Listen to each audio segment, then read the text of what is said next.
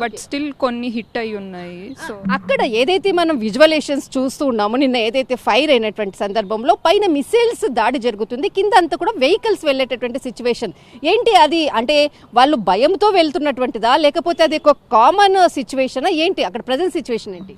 అంటే అక్కడ Israel city normalise అయిపోయింది. వాళ్ళు దే ఫంక్షన్ ఇలాంటి సిచ్యువేషన్స్లో కూడా వాళ్ళు day to day daily activities నార్మల్గానే అవుతూ ఉంటాయి. ఓన్లీ విత్ కొన్ని ప్రికాషన్స్తో కొంచెం జాగ్రత్తగా they continue their daily life. Yeah, there is no tense situation or any అలాంటి ఎన్వైర్న్మెంట్ ఏం లేదు.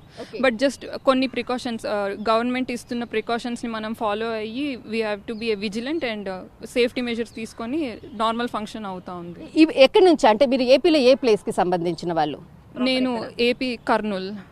యా, ఇప్పుడు ఏదైతే ఏపీ గవర్నమెంట్ ఇక్కడ అంతా కూడా చాలా మంది మార్నింగ్ నుంచి కూడా వచ్చారు. ఇప్పటి వరకు దాదాపు 40-45 మెంబర్స్ ఇక్కడికి రీచ్ అయ్యారు. అంటే ఎలాంటి ఫెసిలిటీస్ గవర్నమెంట్ మీకు అరేంజ్ చేసింది?